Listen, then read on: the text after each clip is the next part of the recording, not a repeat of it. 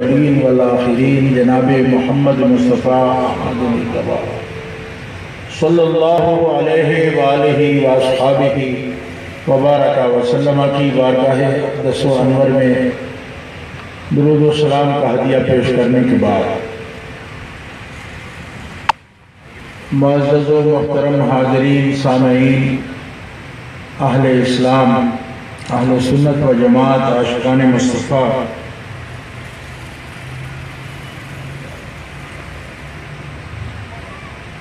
قائد اہل سنت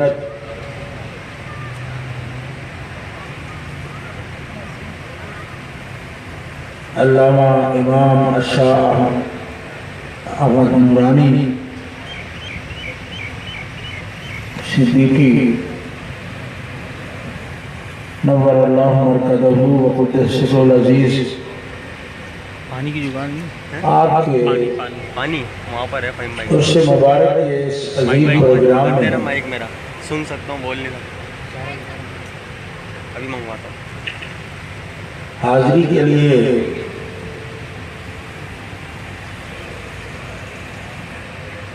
آنا ہوا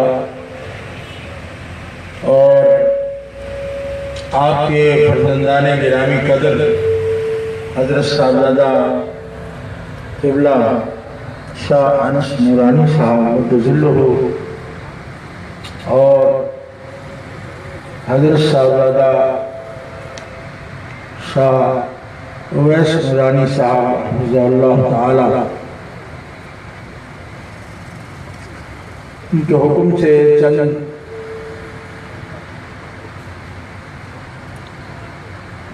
منٹوں کے لیے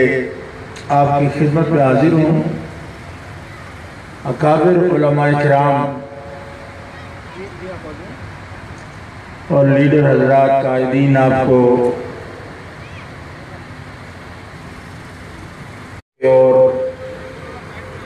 حضرت قائد اہل سنت کی بارگاہ میں خراج تحسین پیش کر رہے تھے۔ اس مبارک میں خاص یہی موضوع ہے، حضرت قائد اہل سنت رحمت اللہ علیہ نے اپنی حیات مبارکہ میں اکابر علماء اہل سنت کی نگاہ فیض سے تعلیم تربیت حاصل کی، تحصیل علم کی تکمیل کی اور بہت سے کمالات اللہ تعالیٰ کے فضل و کرم سے اور محنت شاقہ کے ساتھ اپنے اندر پیدا کی۔ ایک سبق جو طلباء کو، نوجوانوں کو، بالخصوص دین کے خادم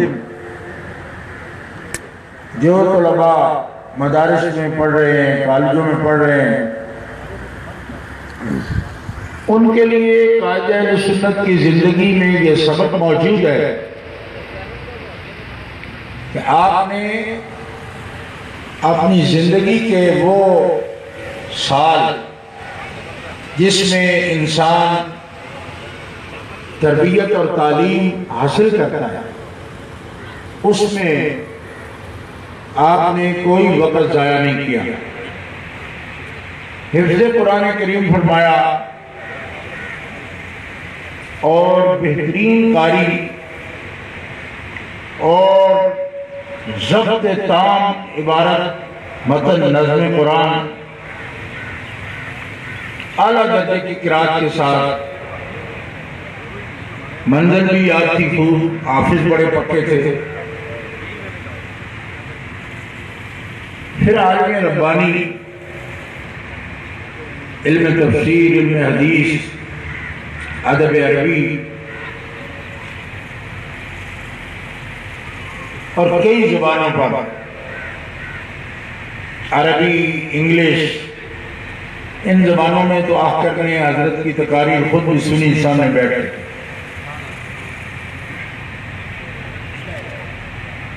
بسطتاً فی العلم والجسم، اللہ تعالیٰ نے خاص فضل و کرم سے ان کو بہت وجاہت عطا فرمائی اور اپنے عظیم اساتذہ کی زیر نگرانی حضرت نے بڑی محنت کی، لہذا یہاں بڑی ان کی زندگی سے لوگ سبق کی باتیں سنا رہے ہیں، وہاں طلباء کے لیے اور بچوں کے لیے یہ خاص سبق ہے کہ جب پڑھو سیکھو تو قائد اہل سنت کی زندگی سے ہمیں یہ سبق ملتا ہے کہ حفظ قرآن کرو تو کمال پیدا کرو، عربی پڑھو تو یوں نہ ہو کہ میں نور الہدایہ تو پڑھ سکتا ہوں مگر مارکیٹ میں بات عربی میں نہیں کر سکتا، یا چھوٹوں سے تو عربی بول سکتا ہوں بادشاہوں سے بولنے کے قابل نہیں ہوں، کیوں؟ تو پھر ان کے آداب ہوتے ہیں۔ عربی انہوں نے بولی بھی اور عربی تقاریر کی، بڑی بڑی عالمی کانگریس میں تقریر فرماتے رہے، عربی کی جو معتمر ہوتے رہے ان میں تقاریر فرمائی ہیں، ادبی اعتبار سے، علمی اعتبار سے۔ تو سب سے پہلا سبق طالب علموں کے لیے ہے کہ کچھ پڑھو تو اس طرح کی قابلیت پیدا کرو جیسے ہمارے قائد میں قابلیت ہے کہ جس فن میں بھی تھے یدِ طولہ تھا، کامل علوم تھا اس میں، اور پھر اپنے اکابر کی زندگیوں سے مولانا نے بہت کچھ سیکھا۔ حضرت عالمی مبلغ اسلام حضرت شاہ عبدالعلیم صدیقی میرٹھی رحمۃ اللہ علیہ جو حضرت کے والد گرامی ہیں، پوری دنیا میں تبلیغ اسلام میں ان کا متاخرین میں، یعنی آج سے 150 سال پہلے کی جو تاریخ ہے اس کے اندر مولانا کا نام ہفت تقلیم میں حضرت شاہ عبدالعلیم رحمۃ اللہ علیہ کا نام گونج رہا، اور حضرت علامہ شاہ نورانی صدیقی رحمۃ اللہ علیہ نے اپنے والد گرامی کی سیرت، ان کے کمالات، ان کو اپنے اندر سمویا اور اس سے بہت کچھ حاصل کیا۔ میں نے اس دورے کی تفصیل بھی دیکھی کہ روس کے دورے پر حضرت علامہ مولانا عبدالحمید بدایونی رحمۃ اللہ علیہ جو صدر تھے جمعیت علماء پاکستان کے، ان کی قیادت میں علامہ شاہ نورانی رحمۃ اللہ علیہ روس کے دورے پر بھی تشریف لے گئے۔ اس کی تصاویر میں نے دیکھی جس میں وہ اپنی قیادت کے ساتھ ساتھ موجود رہے۔ ان سب اکابر سے حضرت نے عمل، علم، عقائد کی پختگی اور رسوخ حاصل کیا۔ میں یہ سمجھتا ہوں کہ ہمارے کئی بزرگ اس بات پر ہمیں کوستے ہیں کہ شاید ہم اتحاد امت کے لیے مخلص نہیں اور فرقہ واریت کی بات کرتے ہیں، لیکن میں قائد اہل سنت کے عرص پر ان کی روح کو گواہ بناتے ہوئے یہ بات عرض کرتا ہوں کہ قائد اہل سنت جیسا رسوخ جس آدمی کو اہل سنت کے عقائد میں ہو وہی اتحاد امت کا داعی ہو سکتا ہے، جسے خود اپنے مسلک کے اصول و فروع کا پتہ ہی کوئی نہ ہو، اگر وہ اتحاد میں پڑے گا تو وہ تو ایک عجیب ملغوبہ تیار کر دے گا۔ اور یہ بات مجھے قائد ملت اسلامیہ نے خود فرمائی کہ قومی معاملات میں، انتظامی معاملات میں، عالمی سطح پر سب پاکستانی قوم کو اکٹھا کرنا یہ ضروری ہے، لیکن اگر تم مجھے اہل سنت ہونے کے حوالے سے جانچنا چاہو تو شاہ احمد نورانی امام اہل سنت شاہ احمد اللہ بریلوی کے مدرسہ کا وہ اسٹوڈنٹ ہے کہ جس نے اپنی زندگی کی ایک بھی بات بھی صورت بھی کسی گستاخ رسول کے پیچھے نہیں پڑی. یہ مجھے آپ نے فرمایا. ایسا کوئی بھی لیڈر اتحاد امت کا داعی ہو ہم اس کے خادم بننے کے تیار ہیں. لیکن جن کو کوئی اول آخر کا پتہ ہی کوئی نہ ہو اور وہ کہیں گی ہم جاتے ہیں عیسائیوں کے ساتھ بھی دفلان کے ساتھ بھی بیٹھتے ہیں تو وہ کسی کو منا کے نہیں آئے گا, اپنا سب کچھ لوٹا کے آئے گا. اور قائد اہل سنت جس حلقے میں بھی گئے, جس معتمر میں بھی گئے, اگر ان میں کوئی منکر بھی بیٹھا ہوا ہے تو قائد اہل سنت کے اس اللہ اکبر خوبصورت لہجے میں ان سب کو کھڑے ہو کر ہاتھ باندھ کے اللہ کے حبیب پر درود و سلام پڑھنا. اللہ لوگوں کو اگر ربان پر ہی گرفت نہیں ہوگی دوسرے لوگوں کے سامنے جائیں گے جب انسائی کے لیے. علامہ شاہ نورانی کے بارے میں آپ کو معلوم ہے کہ سرف الناب میں وہ شیخ الناب اور امام المدرسین حضرت علامہ غلام گیلانی میرے بھی رحمت اللہ علیہ کے شاگرد تھے. اب ایسا کوئی اور ہے وہ اس کو جانے کی اجازت بھی دے کہ جس کی زبان و بیان پر کوئی گرفت ہی نہ کر سکے. میں کنونشن میں کمشنر کی میٹنگ میں گیا, ہمارے 3 علماء وہاں تقریر کر رہے تھے تو سیالکوٹ کا ایک عالم ان کے واحد جمع کے سیرے کی بات لے کر بیٹھ گئے کہ یہ بولتے کیسے, یہ لفظ کیا بولتے ہیں. تو پھر میں نے اکبر سے عرض کیا, میں نے کہا تم کوئی 10 غلطیاں تم بھی کر چکے ہو لیکن یہ کوئی اصلاح طلباء کی محفل تھوڑی ہے کہ تم اس قسم سے بات کر رہے ہیں. کہنے لگا میں نے کون سی غلطی کی تو الحمدللہ میں نے باقاعدہ اس کو ثابت کیا کہ تم کیا کر رہے ہیں. لیکن ہمیں علامہ شاہ نورانی رحمت اللہ علیہ کی بارگاہ سے ان کی ذات اقدس سے بہت کچھ سیکھنا ہے. آپ ایک پختہ کار راسخ العقیدہ سنی رضوی اور اس مرحلہ پر مجھے یہ فرمانے لگے تم لوگوں کو کارکن ہو تم, میں نے کبھی تمہیں برا نہیں سمجھا کہ تم اخلاص سے اگر تنقید بھی کرو گے تو میں سنوں گا, لیکن ایک بات میری بھی سنو. میں نے کہا جناب فرمائیے. ارشاد فرمایا کہ میں اہل سنت کا وہ قائد یا خادم ہوں کہ جس نے مدینہ منورہ حاضری کے لیے بھی نجدی گورنمنٹ سے معافی نہیں مانگی. ہر وقت رکھتا ہوں میں مدینہ منورہ حاضری کے لیے اور میرے تو بہت سی نسبتیں آقا کریم کی بارگاہ سے اور بھی جڑی ہوئی ہیں, لیکن میں نے آج تک نجدی گورنمنٹ کے سامنے کبھی معافی نامہ داخل کر کے بھی سعودی عرب جانے کا اجازت نامہ حاصل کرنے کی کوشش نہیں کی, جبکہ بڑے بڑے لوگ لکھ کر ان کو معافی نامہ دے چکے ہیں. ہم نے جو کنز الایمان کانفرنس کا اور حجاز مقدس کانفرنس کا علم اٹھایا تھا وہ آج تک ہم اس علم کو اٹھائے ہوئے ہیں اور اس پر قائم ہیں, اور یہ ذلت ہم کبھی نہیں اٹھائیں گے کہ نجدی گورنمنٹ کے سامنے معافی نامہ داخل کرایا. گرامی قدر حضرات, وہ استقامت کا پہاڑ تھے اور وقت کے اختصار کے پیش نظر میں ایک دو باتیں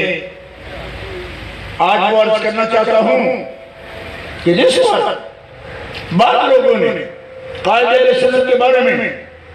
یہ کہا یا اشارے کیے کہ صدام حکومت کی پالیسی یا کانگریس میں آپ شرکت کرتے ہیں تو جس طرح کے ان کے اپنے شیشے سے آلودہ اسی میں سے شکل دیکھنے کی کوشش کرتے تھے قائد اہل سنت کی. لیکن آج سے صرف 20 روز پہلے, صرف 20 دن پہلے برطانیہ میں وہی تھا بریڈ فورڈ میں, تمام اخبارات برطانیہ کے سنڈے ٹائم وغیرہ ٹیلی گراف سب نے برطانوی گورنمنٹ کی کمیشن شیلکٹ کمیشن جس کا نام ہے گورنمنٹ برطانیہ نے قائم کیا عراق کے مسئلے پر کہ ٹونی بلیئر نے جو وزیر اعظم سابق وزیر اعظم ہے برطانیہ کا، اس نے بش کے ساتھ حمایت کر کے عراق پر حملے کا جو جواب بنا کے حملہ کیا تھا، چیلنج کمیشن قائم کیا کہ کیا واقعی صدام حسین میں وہ سبب پایا گیا تھا، وہ اس بات کا مجرم تھا کہ اس کے پاس ایسے کوئی جوہری ہتھیار ہے جس سے انسانیت کو خطرہ ہے۔ تو ان کے اپنے قائم کردہ کمیشن نے آج دن سے صرف 20 دن پہلے رمضان المبارک کے اندر چیلنج کمیشن نے اس بات کو متفقہ طور پر لکھا کہ صدام حسین کے پاس نہ جوہری ہتھیار تھے اور صدام حسین سے کسی بھی ملک کو کوئی خطرہ نہیں تھا۔ اس رپورٹ کے شائع ہونے کے بعد پورے برطانیہ میں تمام میڈیا نے ٹونی بلیئر پر تھو کی کہ کس بنیاد پر تم نے بش کی حمایت کی اور کس بنیاد پر تم نے عراق پر حملہ کیا، اور یہ ریکارڈ پر موجود ہے کہ ٹونی بلیئر نے تمام اخبارات اور میڈیا کے سامنے اس واقعہ پر اپنی قوم سے، برطانوی قوم سے معافی مانگی ہے کہ میرا یہ غلط فیصلہ تھا جس کی وجہ سے ہم نے کئی ملکوں کو بہت بڑی آغاز میں ڈال دیا، بہت بڑا جانی نقصان ہوا اور لاکھوں لوگ جو ہے بے گھر ہو گئے، ہزاروں جو ہے تہے تیگ ہو گئے۔ لیکن اس مرحلہ پر میں قائد اہل سنت کی عظمت کو سلام پیش کرتا ہوں۔ چیلنج کمیشن آج اس واقعہ میں ہزاروں جانے تلف ہونے کا کس نتیجے پر پہنچا۔ قائد اہل سنت اس سے 10 سال پہلے اور 20 سال پہلے اس حقیقت سے واقف تھے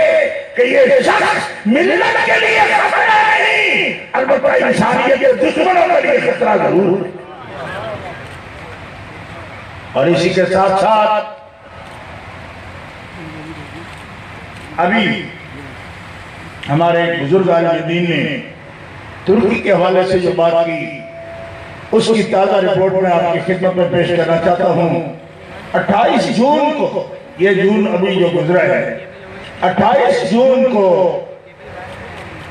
طیب اردوان نے اسرائیل کے وزیر اعظم کے ساتھ یہ بات چیت کی جس میں اس نے کہا کہ آپ نے غزہ کے مسلمانوں پر عرصہ حیات تنگ کیا ہے، میں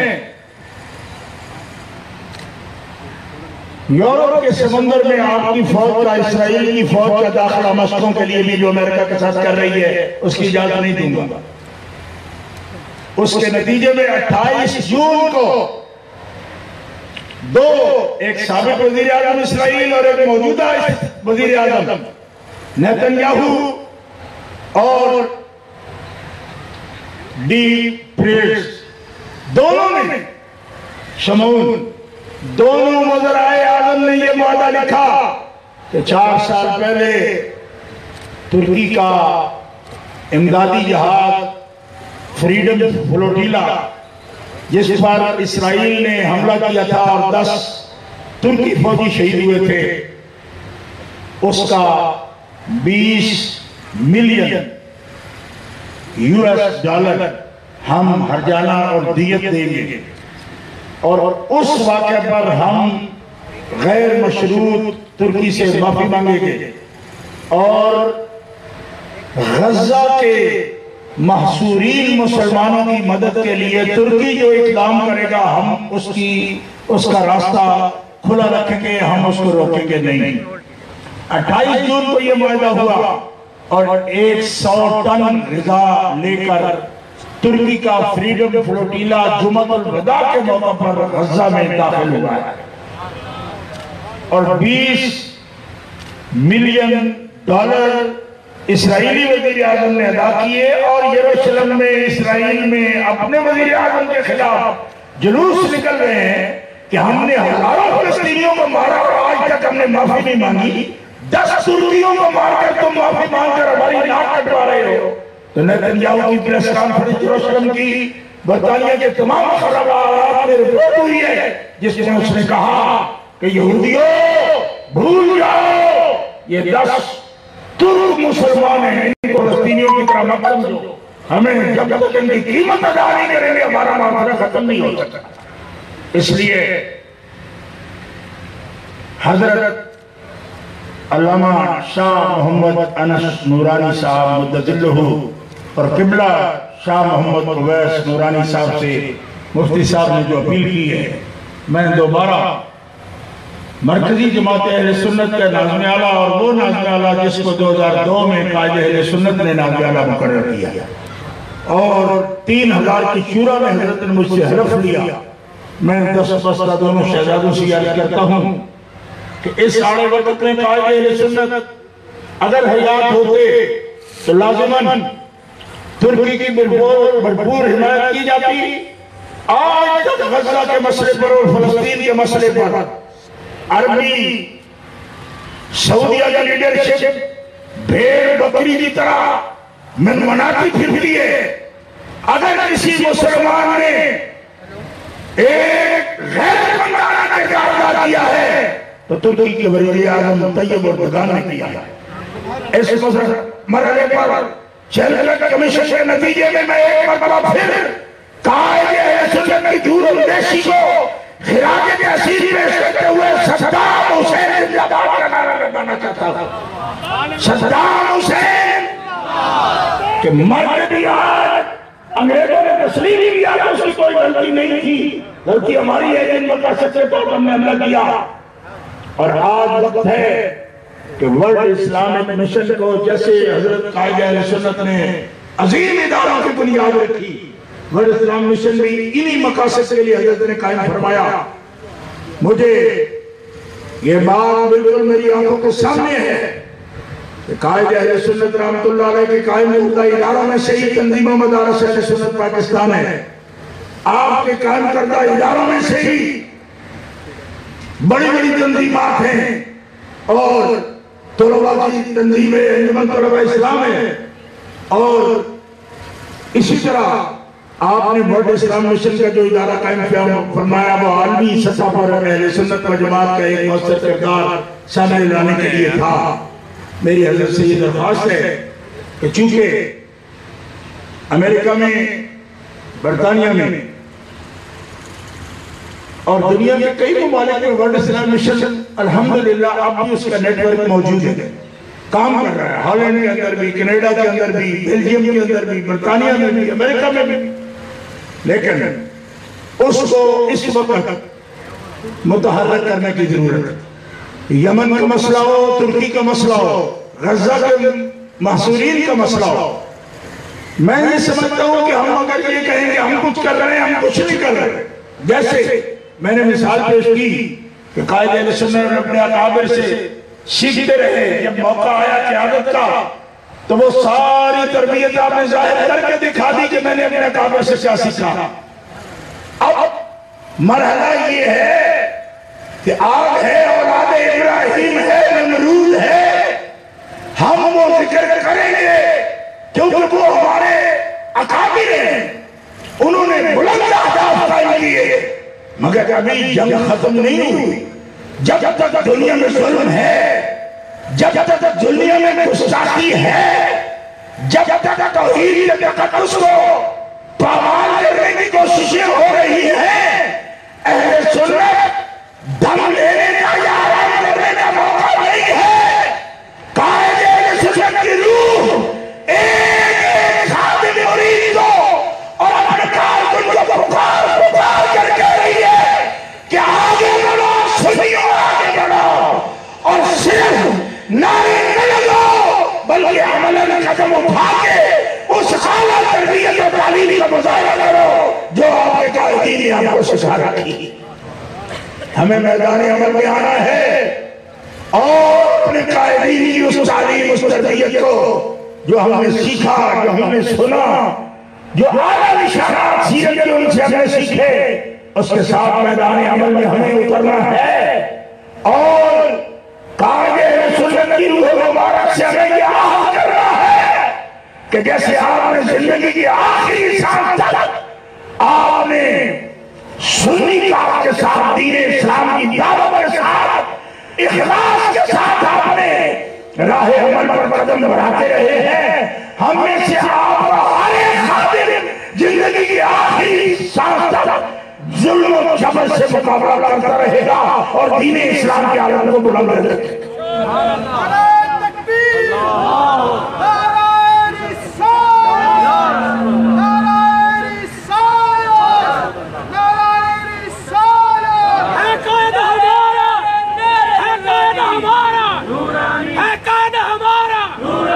بکنے والا نہ جھکنے والا نہ رکنے والا ہے قائد ہمارا. جیسے ہر نماز پر کام ہو رہا ہے, نماز کا وقت ہو رہا ہے, آخری جملہ بول رہا ہوں, ہم میدان میں ہیں اور یہ بھی عرصہ جہاد کا ہے. جو بیماریاں آپ کے دور میں پیش آتی تھی جماعت کو توڑنے والی, وہ بیماریاں پہلے سے زیادہ طاقت کے ساتھ آج بھی جماعت پر حملہ آور ہیں. ایک آدمی کو ٹارگٹ کر رہی ہیں, نشان بنا رہی ہیں. لوگ بوریوں کی بوریوں پیسوں کے لے کر نکلے ہوئے ہیں اور بظاہر خوشگوار باتیں بتاتے ہیں, مدارس تعمیر کر رہے ہیں ہم, لیکن جماعت کی صفحہ توڑنے والے لوگ ہیں وہ, ان سے ہوشیار رہو. اسی قسم کی یہ سب آفریں ہیں. ہم آپ کے عرص سے مقدس کے موقع پر روح نورانی سے آہ کرتے ہیں کہ جیسے آپ نے بلا تبا ہر قسم کی دنیا کے حرص کو آپ نے بالا طاق رکھتے ہوئے محمد عربی کے دین کے ساتھ اخلاص کے ساتھ محنت کی. ہم کسی شیر کی تجوری کو نہیں دیکھیں گے. جیسے آپ فرماتے تھے کہ ہم تو بازار مصطفیٰ میں کے ہوئے ہمارا سودا دم کر سکتا ہے. آپ کے مریدین بھی آج ببرانگے کے حوالے اعلان کرتے ہیں کہ دنیا کی کوئی طاقت ہمیں خرید نہیں سکتی جب تک کام میں جل ہے.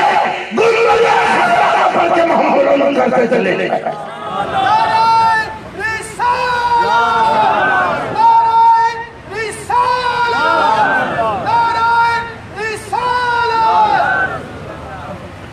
گرامی قدر حضرات,